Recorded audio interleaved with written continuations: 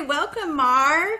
We have Mar Morabito, and she works with a select group of business owners and executives to build the internal governance frameworks, accountability structures, and operational systems that make scaling possible and sustainable. Most companies don't have a strategy problem, they have an internal governance and structure problem.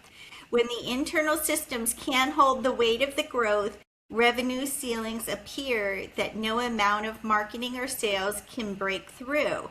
That's where she comes in. Her work is implementation based. She identifies what's costing the company growth and builds the internal system to fix it permanently. She attended the Darla Moore School of International Business and has spent years working across B&B and B&C organizations, from startups to companies generating hundreds of millions in revenue. She's a private advisor specializing in internal governance and business growth. She also is the author of Survival to Safety, the 7 rhythms to heal your body, rewire your mind, and live in alignment. And she's actually based from Naples, Florida, and she serves clients globally. And we just are so excited to have her today. This is one of my favorite topics, and I can't wait to hear what you have to share with us today. Thank you so much, Sheryl. It's really an honor to be here, so thank you. No problem. Okay, so when you say internal governance, what does that actually look like in practice for a high-performing leader? So internal governance is really the structure that's going to govern how a leader thinks, how they decide, and how they execute, especially under pressure. So most organizations, they don't have a governance problem when it comes to the business, because a lot of times they have structures in place for that, but they don't have the governance for the actual operator of the business. So in practice, what that might look like is they're constantly decision making regardless of the stress. Like, they don't have a system in place to move them through when the stress occurs. During those high stakes moments, they're really neutral instead of just having a system that they can focus on where the stress really doesn't affect them. They just motor right through it.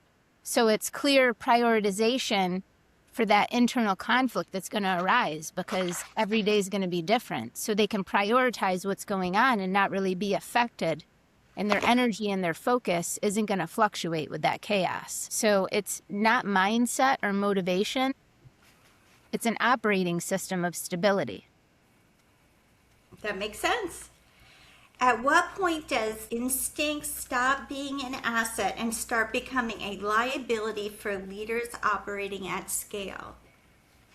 Well, I'd say instincts, they work when variables are limited, but at scale, the variables are going to multiply because of people, capital, consequences, speed. So now that instinct is really going to be biased, and it's going to be reactive, and it's going to be extremely inconsistent. So that breaking point is when decisions start getting revisited, right? They're going to constantly revisit those issues, and those emotions around them are going to influence the timing of that decision.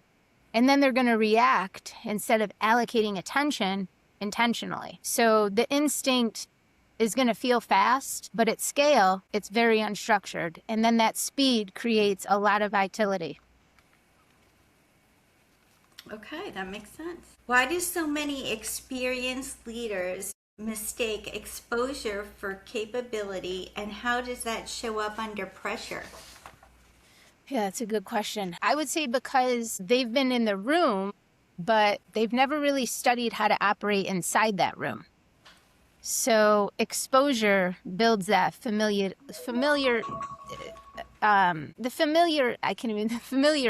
I guess would be the word, because the governance is going to build the control around that exposure. So then they can be familiar with what's going on. So under pressure, a lot of times what will happen is there's going to be overreaction or hesitation. They're going to be inconsistent in the way they communicate with other leaders, with employees, And those decisions are going to start swinging based on the emotion or fatigue that they're feeling. So they know what's going on. A lot of times they've seen this before, but they just haven't stabilized how to respond to it. Okay. How does weak internal governance manifest in decision making when complexity and volume increase? Okay, so what we'll see there, they're going to be drifting. So delayed decisions, they're going to overanalyze really low impact items that really shouldn't be overanalyzed. It should just be boom, boom, boom. And then they're going to be impulsive, especially on those high impact decisions. It'll become very impulsive and inconsistent. And that's one of the biggest things, is that inconsistency. So weak governance doesn't eliminate the decisions. It degrades the quality of those decisions over time. So it's not like one time, but they're going to start to see everything degrading as the fragmentation continues to occur. So as the friction is added, the decision making is slowing down. What role does emotional regulation play in leadership governance, especially when stakes and visibility are high? Yeah, well, emotional regulation is the foundation. If your emotional state fluctuates, then your decisions fluctuate. And if your decisions fluctuate, the organization's going to feel it. So high-level leaders, they don't eliminate emotion, but they eliminate that volatility that's driving that emotional action. And what I try to say is the goal isn't calm, it's control under pressure. Where does weak internal governance start to show up at the organizational level, even if leaders don't recognize it? So it's actually very subtle, but expensive, the ways that it's going to show up. So teams will start hesitating because the direction from the leader is not consistent. And then the priorities start shifting because there's no clear reasoning. The culture, that's going to be very reactive instead of structured. And you're going to start to notice that a lot of your high performers are burning out, and they're really just disengaging. So the organization mirrors the operator. And if the leader is unstable internally, well, the business is eventually going to become unstable operationally. That is true. Why do leaders invest so heavily in external optimization but neglect internal systems that actually determine their ceiling? Yeah. Well, for this one, external investments are really visible and measurable, but the internal governance of the operator is really invisible until it breaks. So leaders are most often going to optimize the strategy, the teams, the systems, the technology, but they ignore their sleep, their emotional control, their metabolic and nutritional foods they're eating, their decision frameworks, their energy management, how often they move, are they drinking water? I mean, these are the variables that determine how everything else performs, yet they scale the business without scaling themselves. So their wellness is affected. 100%. And that's, I mean, the body is a system, the mind is a system, the business is a system. And if one breaks, eventually all areas will feel it. Exactly. If internal governance is infrastructure, what are the first components a leader needs to build to stabilize their operating system? Well, I would say stability. We have to start with stability before we start optimizing. So the core components for that, energy regulation. Without the sleep, the nutrition, and the movement, and like you were saying, the wellness, it's hard to stabilize the baseline.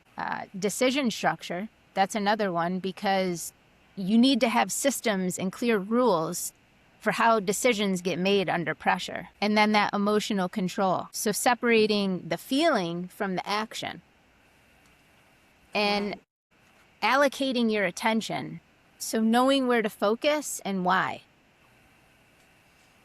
This all maps directly into what I reference, and it's in my book, the 7 rhythms, because performance is biological before it's strategic. And then you use those 7 strategies towards helping the leadership grow and make decisions and absolutely be in wellness and all of that. Right. We'll install those 7 domains or 7 rhythms in the operator. to make sure that they're foundationally sound in all 7 areas. And once you do, everything gets really simplified. Did you want to go through those 7 rhythms at this time, or do you I just mean, if you briefly want, want to explain those to us? sure, if you want. So the first one would be fasted and time-restricted eating. There's no right or wrong way to do it, and the fasting isn't for weight loss, believe it or not. It's for learning how to control the impulse of hunger. Because when you can do that, well, everything else gets really easy because we have to eat in order to survive. So when you can understand and regulate that temptation, well, you master yourself on a level that nothing else can teach you. So fasted and time-restricted eating is one of the domains that we focus on. Sleep and recovery, that's another one. And so I wear a Whoop, and this is a biometric tool. It's Whoop, WHOOP. It's Okay. really one of the most advanced biometric tools in the entire world. I've had this for 7 years, so the book's written around this Whoop. It's not theory. It's all live track data that I've referenced in the book. So sleep and recovery is another one because a lot of leaders are not getting the recovery and the sleep that they need. And when you don't recover, your decisions are fragmented. Everything is chaotic, and you're going to be reactive to things that normally wouldn't even affect you, but they will affect you. So that's another one that we're going to focus on. And I highly encourage everyone, all the leaders I work with, to get a Whoop so we can look at the data, because it tracks your heart rate variability. It does your blood oxygen levels, does all of the health metrics. I mean, I don't want to get into it. It might be a little bit boring, but it's a very important tool. So then we do nutrition and metabolic alignment. So what you're consuming is extremely important. And a lot of people don't really have that ironed out. They're just kind of reactive when they eat. And there's no right or wrong or cookie cutter approach, right? Everyone is different. So throughout my teachings and when I work with people, it's finding what works for them. And that's what we do. We find the system that works for you when it comes to what you're consuming, because I'm plant-based and that's what works for me. Like my sisters, they don't eat plant-based because that doesn't work for them. So everyone's different, even though we're the same blood, right? Exactly. Yep. And then exercise and movement. That's another one. A leader that exercises will always outperform a leader who doesn't. Clarity that you receive when you move is second to none. It's something that I encourage every leader I work with to start doing. And then as they start progressing, it becomes something that is a non-negotiable. So then I agree. I think I see senior leaders skip meals at their desk, not eat right, eat junk food because it's fast, not sleep, work all night, or do all these things that you're mentioning. I see that all the time. They come to work yawning because they work so late, or they're not eating. And no, there's no time for exercise. They're too busy for all of that. Right. So I see that just from an outside view, exactly like you're saying. Yeah. And honestly, that was the whole premise of the book, because at a very young age, I've just always been a driven individual. So that was the whole thing for me. I never slept. I was a workaholic. I just boom, boom, boom all the time. And then I ended up in ICU and realized, oh my God, without my health, I have nothing. I can't, it's been taken. And without the health, I don't have the business. And I am the business. So the more optimized I can become and the healthier I can become, the wealthier I'm going to become. And it was this aha moment as I'm like dying in the hospital. It's like, whoa. So that was how I got on the journey to this, just from being a high performer who didn't understand that these are structural, foundational components that are critical to sustainability. Because you'll burn out. I mean, it's inevitable. You can't sustain at that pace without these structures. So then we'll move to like communication and relationships. That's another huge area, because the way you communicate first with yourself is going to dictate everything with your leaders, with your employees, how effectively you're able to relay something when you might not be in a perfectly emotional state. That's critical to the organization. Stillness and prayer, that's another. It's not about religion. It's about being still, having silence, and sitting with yourself so your thoughts can get clear. A lot of people don't do that. They're just always filling with something, and their schedule is so chaotic that they have no silence in their day. And without that, it's hard to really, It's chaos. yeah, and you can't decipher the data properly. Yes, Yeah. that makes total Um, sense. so I think did we hit 6 or 7 on that? I think we hit them all, right? Yeah. Yes, I think Yeah. so. Very good. So yeah, so we focus in on those areas and get that operator dialed in. And once they're firing on all cylinders, the beautiful part about it is, okay, so now they've changed their eating and they're eating better. Maybe they didn't get the best sleep and their recovery is low, but now they're aware, oh, my recovery is low. I'm probably going to be more hungry. They're going to understand themselves in a way they've never understood themselves. And Yep. if one pillar's weak, the other pillars hold them strong. So now it becomes this baseline that's so much higher than they've ever operated at. And they start to be self-aware about that. Yes. So when they feel grouchy, they try to have the emotional intelligence to stay calm when they communicate and 100%, relay because they know, messages. like they wake up and they say, oh, my recovery's not good today. I know I'm going to be a little bit more reactive. I know I'm going to probably be craving foods I shouldn't be eating around XYZ time. I know that, I'm probably not going to want to sit with myself too long today. Or I'm probably not going to want to work out. But it's like, okay, maybe you don't go for your normal run, but you're going to go for maybe 10 minutes instead, right? Or you're just going to go for a Right. walk. So Exactly. these 7 areas become what I reference as non-negotiables. Every day they occur in one form or another.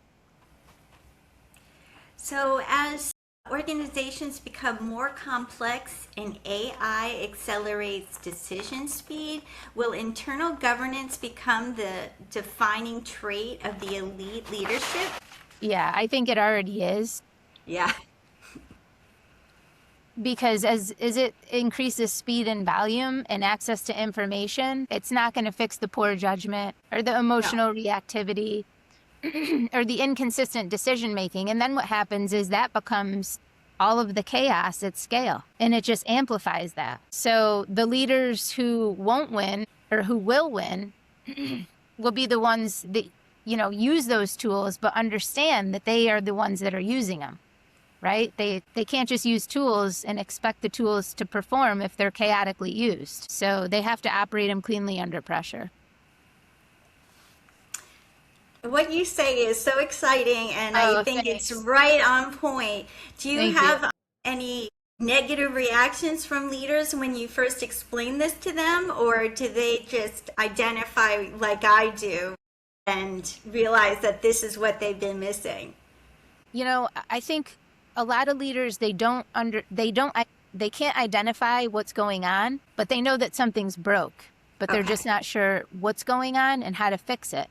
And then when I explain to them, listen, the execution isn't breaking from strategy. It's breaking because you're not governed. You're not in control of yourself, and it's affecting and bleeding into the organization. And when we start diagnosing these areas and they are honest and say, oh, no, I don't really work out. And, no, my eating really isn't good. And it's full of, basically carbohydrates and sugar, and I'm dipping and I'm all over the board. I mean, really, food is a drug. It really is. It was the first temptation. Not trying to get religious, but it really was in the Bible. It was the first temptation, Adam and Eve. I mean, that's when sin occurred. That is a very important component to the clarity that they're going to have. If they are in control of their food for the day, their mind's going to be so much sharper. So once we get them to be honest, then they understand, wow, okay, now I see it. I don't exercise. I don't eat right. My sleep is awful.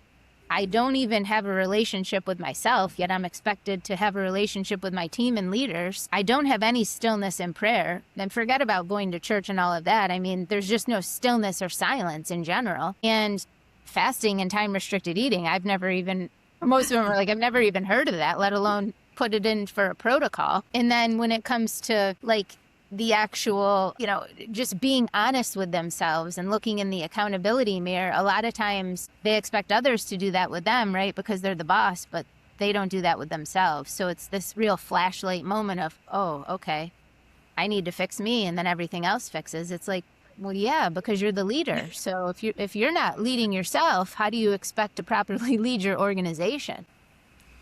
And do you have leaders that start sharing this method or the 7 rhythms with the whole team or with their company, once they start realizing how wonderful it is and how they Yeah, so a couple of them have really adopted this across the board because they've really seen how it's helped them on a personal level, not even the business level, but once they really get hooked on these non-negotiables, they just start feeling better in a way that the business kind of just becomes something like initially, yeah, that was why they did it, but they just get so they fall in love with the process, I guess, because that's what it's about, right? It's a journey. And once they get to that point, it becomes something that they want the leaders to do that they work with or the people that they're close with because they understand that that's the gap. That's what's broken.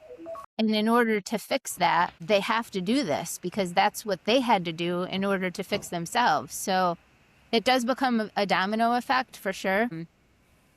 But initially, we have to start with the leader. absolutely.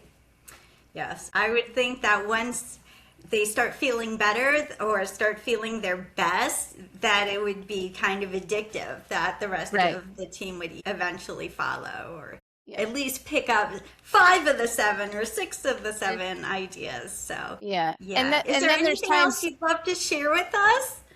Go No, I ahead. mean, I think that's about it. I mean, it's then there's times where sometimes the leader of the organization actually is off track, but the people that he's got around him are what's holding him together, if that makes sense. Yes. So it's really there's all different cases. It's really all different cases of it, but in a nutshell, that's basically the gist of it. We want that leader stabilized where they can execute under pressure like they would if they were at a beach, getting sun on their body. Yeah. That's great. Okay, well, it has just been so lovely and a delight to have you here today, and I Same really here. appreciate it. Thank you. So, Yeah. yeah, any closing words or anything, or you're good? No, I mean, Okay, if anyone's interested in learning more, they can check me out online. But other than that, that's it. Yeah. absolutely. And I'll put your LinkedIn address and all of your information when we post this to the YouTube, and Perfect. hopefully that you get some feedback from everybody out there. Because I Perfect. definitely thought this was delightful. Thank Well, you I very much appreciate it. again. Yeah. Thank you. All right.